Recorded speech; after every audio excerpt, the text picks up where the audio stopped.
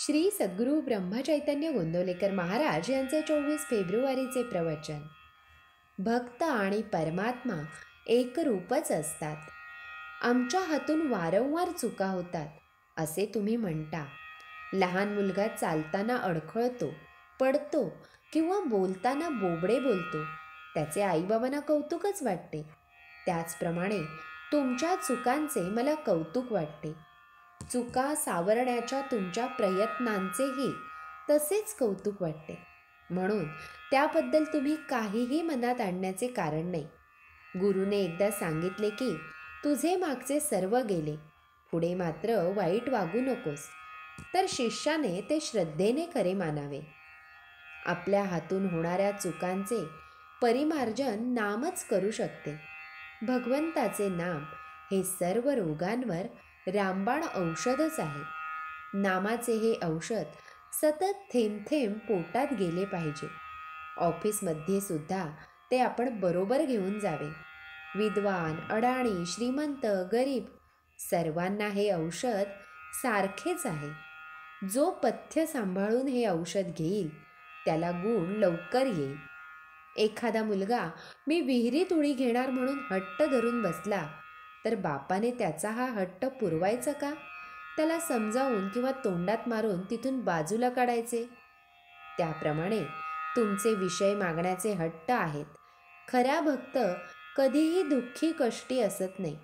आपल्या समाधानात असतो.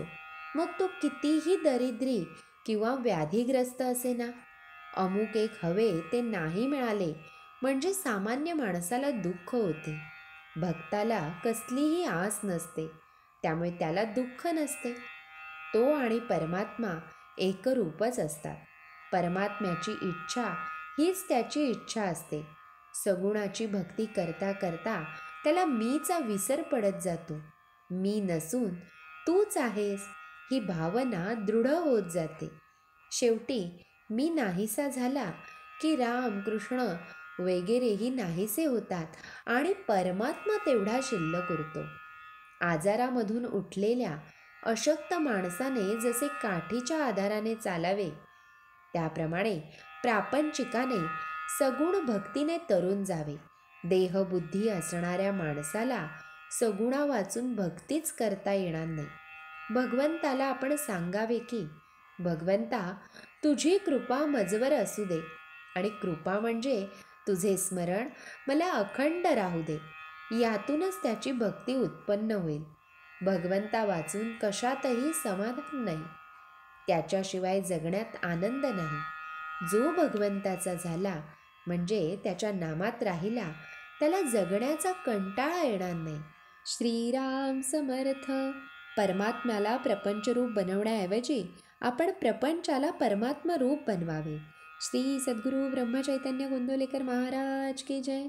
जय जय रघुवीर समर्थ.